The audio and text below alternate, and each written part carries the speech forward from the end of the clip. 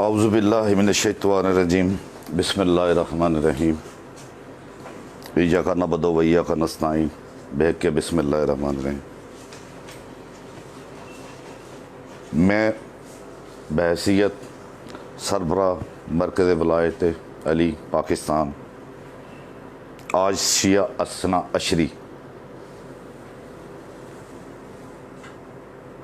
शियों को, पाकिस्तानी शियों को इस बात की मुबारकबाद देता हूँ, इस कामयाबी पे मुबारकबाद देता हूँ कि आज पूरे पाकिस्तान में वो मुल्ला जो कभी एक दूसरे की तरफ देखना पसंद नहीं करते थे, मरकज़ वलायत की नफ़रत में एक पेज पे इकट्ठे हो गए। एक ही मुल्ला का बयान था, दूसरे को ताने दे रहा था, वली फ़कीह के दस्तरखान से रोटी खाने वाले खामोश हैं। आज उसकी आवाज़ पे लब्बैक कहते हुए वो हजरात जो पिछले 30 साल से 40 साल से इस वलायत फ़कीह वाले मामले में मोतदिल थे, आज वो भी इंतहा पसंदी पे उतर आए। इमाम बारगाह कसर बतूल मरकज़ वलायत पे जो आज किया, जो हमारे साथ हुआ, हमें उसका कतई कोई दुख नहीं है। मैं मुबारकबाद पेश करता हूँ अपने शिया असना अशरी इमामियों को कि आज तुमने वो दीवार, वो निकाब उतार दिया जिसको मुल्ला पिछले 40 साल से छुपा रहा था। मेरी मुबारकबाद कबूल करें। जो जुल्म सितम वहाँ किया गया, जो बख्तरबंद गाड़ियाँ, जो पुलिस की नफरी, जो कंटेनर्स, जो खारदार तारें और जो लोगों के साथ वहाँ बदतमीजियाँ की गई, हमें कोई गिला नहीं उसका। हम शुक्रिया अदा करते हैं मुल्ला, तेरी वजह से मेरी आवाज़ सुनी गई और कौम जागी है। जो बदमाशी तुम लोगों ने की, कभी रैली की सूरत में, कभी थ्रेड की सूरत में, कभी मरकज़ वलायत इमाम बारगाह कसर बतूल पे फायरिंग की सूरत में, हमें पता है तू इससे आगे जाएगा। आज मेरी बात सुन मुल्ला, मैं तुझे फिर बताता हूँ। सेक्रेटेरिएट के दरवाजे पे तेरे एक बुजुर्ग के बारे में मैंने एक सच्चाई बयान की जो कि तुझे बहुत तकलीफ दी उसकी। कभी तूने मुल्ला सोचा इसका वजह क्या, इसकी नौबत क्यों आई? ये तू कभी नहीं सोचेगा। मेरे से सुन, तेरी गुस्ताखाना जुबान, आले मोहम्मद की गुस्ताखी, अहले बैत का तमस्खर, दीन मोहम्मदी, असना अशरी और अहले बैत के इल्काबात और उसके मिंबर पे बैठ के तूने जो किया इस दीन शिया के साथ, तारीख तेरा नाम से अल्फाज में लिखेगी। मैं बताता हूं तूने क्या किया। मेरे से सुन, तू हुकूमत के ऐवानों में जाके ये बताता है मैं फ़िरका बना रहा हूं, तू हुकूमत के ऐवानों में जाके ये बताता है कि मैं इंतशार पैदा कर रहा हूं। अफसोस कि हुकूमत के ऐवानों ने मुझे सुना ही नहीं, मेरी बात नहीं सुनी। तेरा काम चल गया तेरे सफारत खानों के ज़रिए और तेरे चमचों के ज़रिए, लेकिन तू मेरे से सुन बात, इसकी वजह क्या, हुआ क्यों है, ये माहौल क्यों ख़राब किया तूने? इसलिए जब से तू आया लाहौर में, जब से तू लाहौर में आया, किसी ने तेरी तरफ तवज्जो ही नहीं की, ना शियों ने और ना ही हुकूमत ने। मसला सिर्फ इतना है कि जब से ये रिएक्शन क्यों हुआ, क्यों तेरे राबर को, क्यों तेरे बुजुर्ग को किसी ऐसी बात से की गई तुझे तकलीफ हुई? तकलीफ होनी चाहिए थी, वो सच्चाई, लेकिन तकलीफ होनी चाहिए थी तुझे और तुझे हुई। उसकी वजह ये है, जब तू ये कहेगा खैबर अफसानी जंग है, बड़ी तकलीफ होती है। जब तू ये कहेगा आज का कुल्ले ईमान मेरा फलाना बुजुर्ग है, बड़ी तकलीफ होती है। तब तू कहेगा सूरह कौसर मेरे फलाने बुजुर्ग की है, बड़ी तकलीफ होती है। दुख होता है कि तू शीयत के रूप में वो भेड़िया जो इस कौम को चाटने की कोशिश, खाने की कोशिश कर रहा। मुझे पता तू मेरे साथ क्या करेगा, मैं बड़ी अच्छी तरह जानता हूँ तू क्या करेगा, तू इससे आगे क्या करेगा मैं ये भी जानता हूँ। लेकिन तेरी मेरी लड़ाई यहाँ ख़त्म होने वाली नहीं। मौला इमाम ज़माना का ज़हूर होगा तब पता चलेगा कौन हक पे था। अब आ जाए इस तरफ,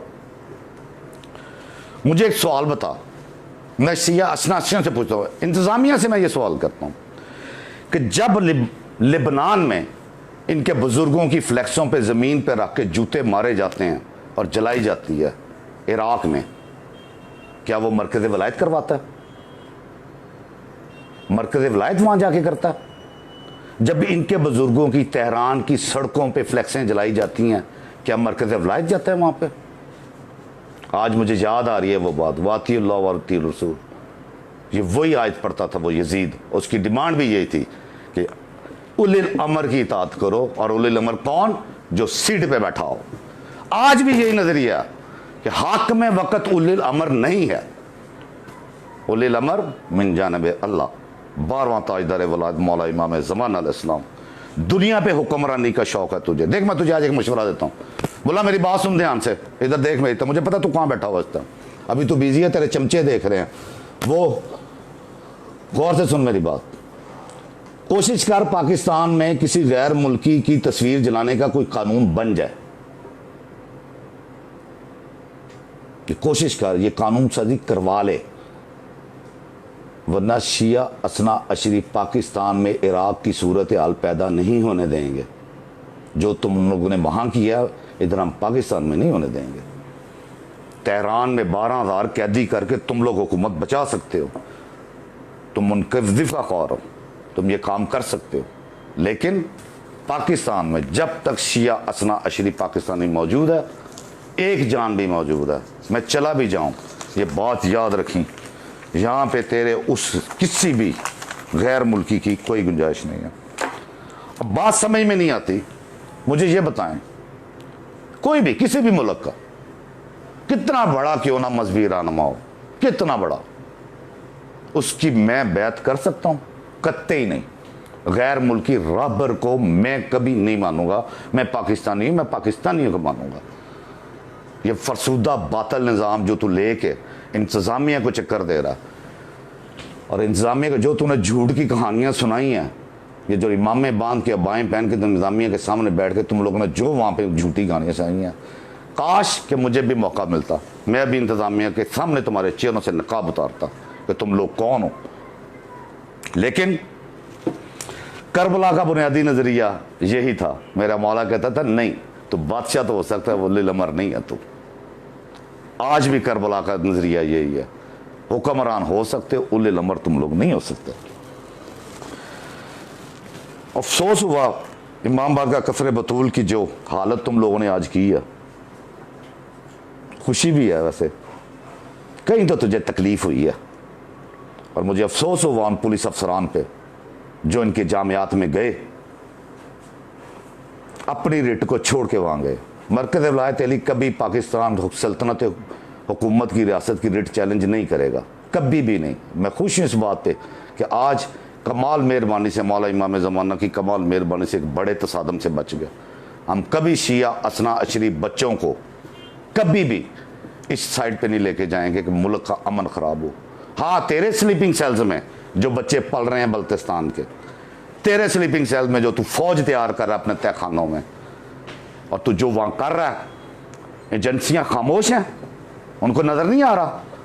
करो, मेरा एहतसाब करो, मेरे अकाउंट चेक करो, मेरा घर चेक करो, मुझे चेक करो, देखो मैं कहाँ से आया हूँ, मैं कहाँ से बोलता हूँ, हाजिर हूँ मैं।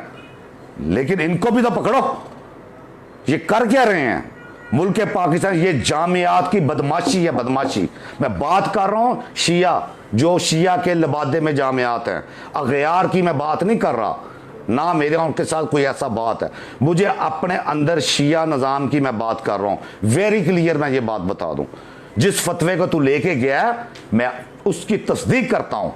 वो फतवा शिया उलमा के फतवे की बात हुई है, जिसमें तू बेरावरी फराला है, जिसमें तू कौम को गुमराह कर रहा है, जिसमें तू कौम की ज़हनियत को ख़राब कर रहा है।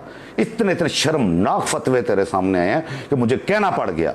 मेरे बयान में, मेरे फॉर्म पे, तजदीद ऐद पे जो लिखा गया, सिर्फ शियों के लिखा गया जिनसे शिया असना अशरी बेजारी का इजहार करते हैं, और लोगों को वो अहदनामा दिखाया कि हम ये हैं, हमारे साथ खड़े हो जाओ।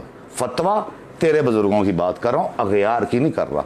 लोगों को चक्कर ना दे, झूठ बोलना तेरी आदत है, क्योंकि तुम मिलता है, तुम्हारे ग्रुप का ताल्लुक उन्हीं से है जिन्होंने 4,000 आलम खरीदे थे।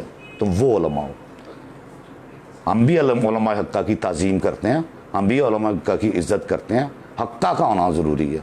40 साल में कभी ये फितना नहीं पैदा हुआ था जो तूने आके किया। फरजंद अली, बड़ा शौक है तुझे बैठ के मेंबर पे बैठ के और साउंडिंग अच्छी साउंड लगा के और सेट लगा के बातें करने का।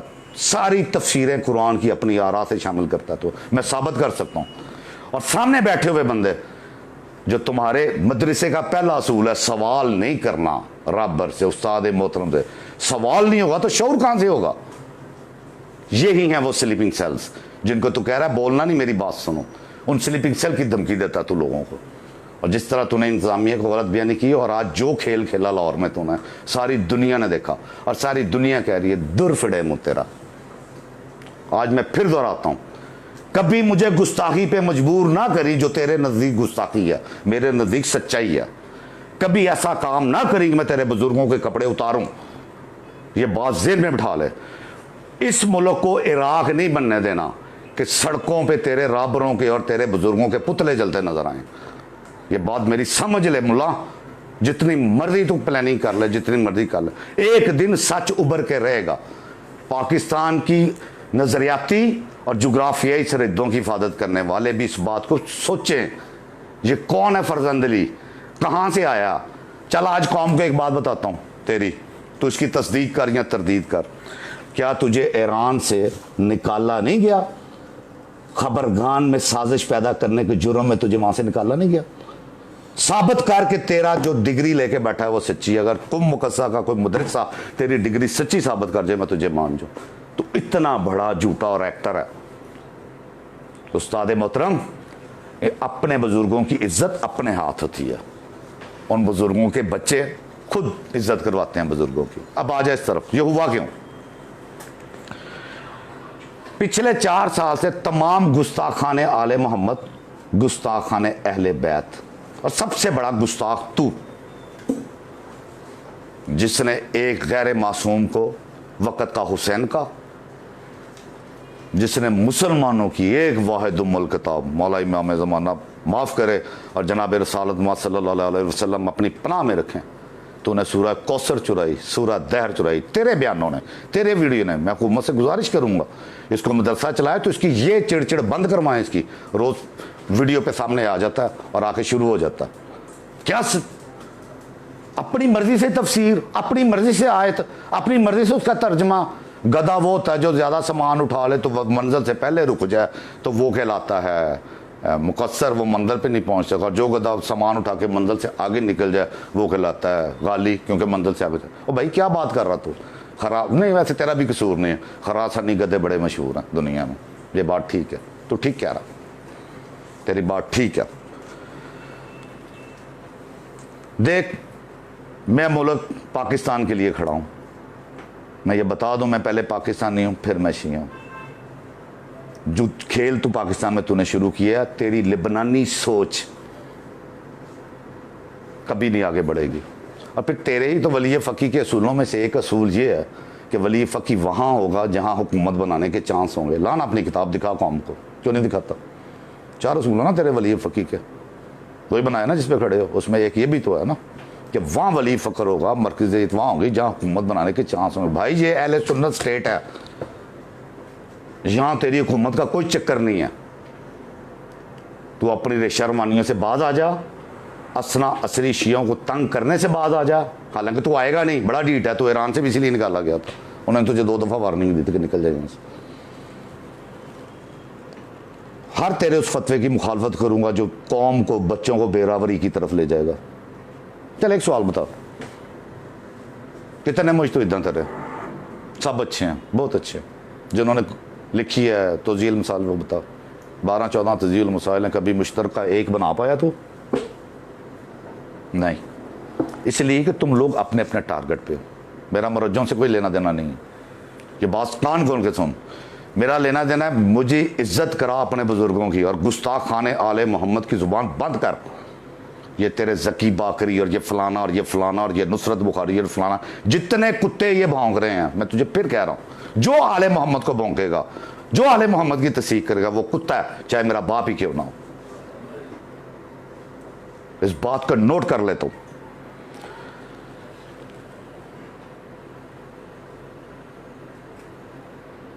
बोलूं?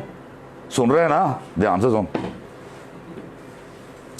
झूठ इतना बोलो, इतना बोलो, इतना बोलो कि सच हो जाए, यही तेरे बड़ों का कानून था। वो भी यही करते थे। आखिरी पैगाम दे रहा हूं, बाज आ जा, यहां मैं इराक नहीं बनने देंगे हम मैं तो मर जाऊंगा, मुझे पता तू मेरे साथ जो करेगा। हम बेदार हो गया शिया सनाशरी। आज पूरे पाकिस्तान में एक जगह पे तुमने मरकज़ वलायत का बंद किया, अपनी ज़बरदस्ती दिखाई है, अपनी रियासती दहशतगर्दी करवाई है तूने, ठीक है। देख घर घर केक कट रहा है, घर घर मरकज़ वलायत गया, तूने मेरी एक आवाज़ को खुद घरों में पहुंचा दिया और जाएगी ये आवाज़। ये बात मेरी याद रखी मुल्ला, आज तूने मुझे यहाँ बोलने पे मजबूर किया, एक दिन आएगा मैं तेरे सामने खड़ा होकर बोलूँगा। वजह सिर्फ है, दो बातें हैं, देख मैं आज समझा रहा हूँ तुझे मुल्ला, ध्यान कर इधर मेरी तरफ, दो बातें समझा रहा हूँ तुझे। आले मोहम्मद की तस्दीक बंद कर दे, अहले बैत के मामले में अपनी आरा देनी बंद कर दे।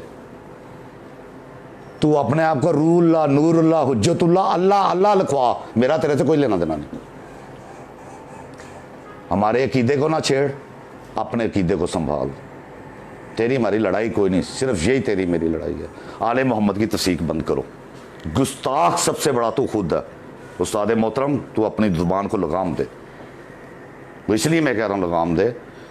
फिर मैं दुआ करूँगा, कर तो हम कुछ कर सकते नहीं हैं, क्लीन हैंडेड अल्लाह का करम है, लेकिन ये ज़रूर करेंगे, दुआ करेंगे फिर तुझे फालज हो जा, जान छुटे हमारी, जितना तूने तंग किया इस कौम को 4 सालों में।